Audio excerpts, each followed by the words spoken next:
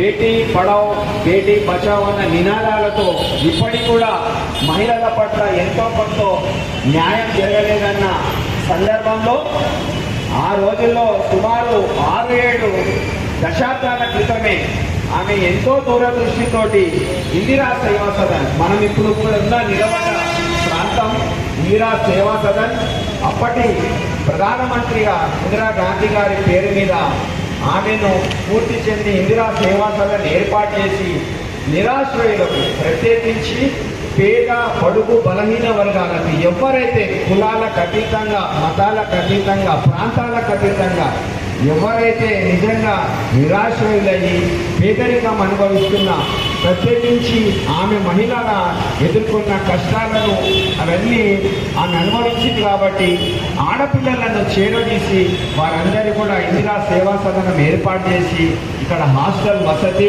వారికి పౌష్టికాహారం, అదేవిధంగా నాకు తెలిసినంత వరకు ఈ ఇందిరా సేవా సదనంలో గోవులు ఉండేవి. ఇక్కడికి వచ్చి మేము గోవు పాలన తీసుకుంటున్నాం. ఈరోజు సమాజంలో గోమాత అనేదైతే చైతన్యం ఉందో ఆ రోజే ఆమె గోవులను ఇక్కడ పెట్టడం, ఆ గోమాత పాలన కూడా మన పిల్లలందరికీ ఇక్కడ ఉన్న పిల్లలకు ఇవ్వడం అంటే ఆమెకు ఎంత దూరదృష్టి, ఎంత సేవా తత్పరత అనేది మనం ఇక్కడ గమనించాలి. అలాంటి సంఘం లక్ష్మీబాయమ్మ మన ప్రాంతంలో ఉంది. ఇక్కడ ఈరోజు పాపులర్ అయిన, ప్రాచుర్యంలో ఉన్న ఇందిరా సేవా సదన్ ఈ డివిజన్ అయితేనేమి, ఈ ఏరియా ప్రాంతం పేరు వచ్చిందంటే చాలా మందికి తెలియదు. ఇప్పుడున్న జనరేషన్ ఐఎస్ఎల్ఎన్ అంటున్నాం, కానీ దీని నేపథ్యం ఏంటి, అసలు ఎందుకు వచ్చింది ఇద్దరండి చాలా మందికి తెలియదు. ఇప్పుడు మనము ఇందిరా సేవా సదన్ అనే ఈమె పెట్టిన హాస్టల్ ఒకటి, రెండోది మనకు ఎదురుగా ఉన్న ఎంఎస్ గుప్తా స్కూల్, అక్కడ మన చుట్టుపక్కల ఉన్న సైదాబాద్ పరిసర ప్రాంతాలు, చుట్టుపక్కల ప్రాంతాల పిల్లలందరూ కూడా సుమారుగా 6-7 దశాబ్దాలు అంటే 60-70 ఏళ్ళ కింద ఇక్కడ స్కూల్ ఉండేది కావు. ప్రైవేట్ పాఠశాలలు, కళాశాలలు ఇప్పుడు వచ్చినప్పుడు కూడా ఆ రోజుల్లో విద్య లేదు కాబట్టి మన ప్రాంతంలో ఉన్న పిల్లలందరికీ విద్యను అందించాల్సిన సదుద్దేశంతో, దార్శనికతతో ఈ స్కూల్ ఏర్పాటు చేయడం.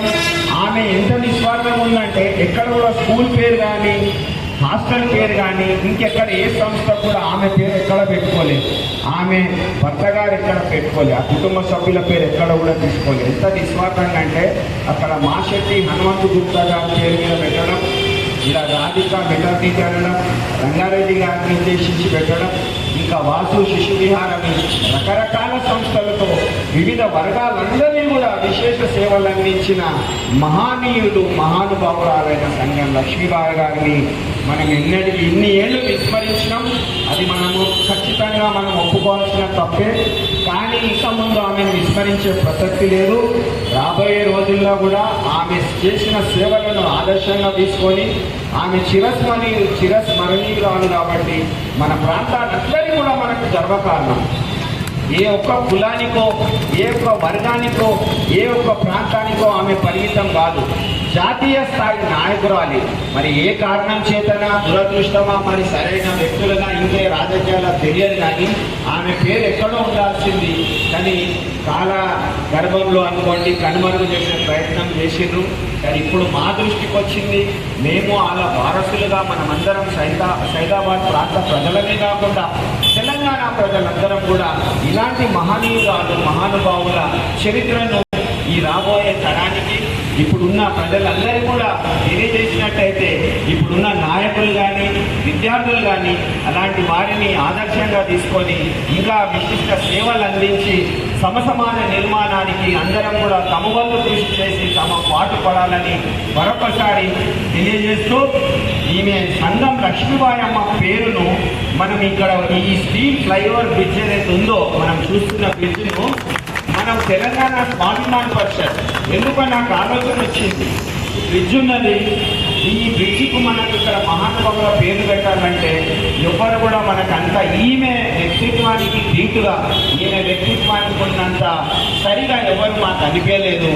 అయితే నాకు వచ్చిన ఆలోచనను ఏం చేసిన మా సన్నిహితుల దగ్గర ప్రస్తావించి తెలంగాణ స్వాభిమాన్ పరిషత్ ఆధ్వర్యంలో విలేకరుల సమావేశం ఏర్పాటు చేయడమే కాకుండా greater Hyderabad municipal commissioner colonel గారిని కలవడం, అదేవిధంగా మన ప్రాంత జోనల్ కమిషనర్ అయిన సత్యనారాయణ కలవడం, అదేవిధంగా ఇప్పుడు కాంగ్రెస్ పాలనలో ఉన్న హైదరాబాద్ జిల్లాకు మంత్రి ఇన్ఛార్జ్ మంత్రి అయిన పొన్నం ప్రభాకర్ని కలవడం, మరియు మన స్థానిక ఎమ్మెల్యేలు ఈ రోడ్డుకి ఇటువైపు యాకత్పుర, మన అయ్యసగర్ డివిజన్ యాకత్పుర నియోజకవర్గం, కొంచెం సైదాబాద్ మలక్పేట నియోజకవర్గం ఉండడం మూలాన మలక్పేట ఎమ్మెల్యేగా అహ్మద్ బలాలా గారిని, మెరాజ్ హుస్సేన్ జాఫర్ గారిని యాకత్పుర ఎమ్మెల్యేను, అదే మన హైదరాబాద్ పార్లమెంట్ నియోజకవర్గం ఎంపీ అయిన అసదుద్దీన్ ఓవైసీ గారికి కూడా మన వినతి పత్రం ఇవ్వడం జరిగింది.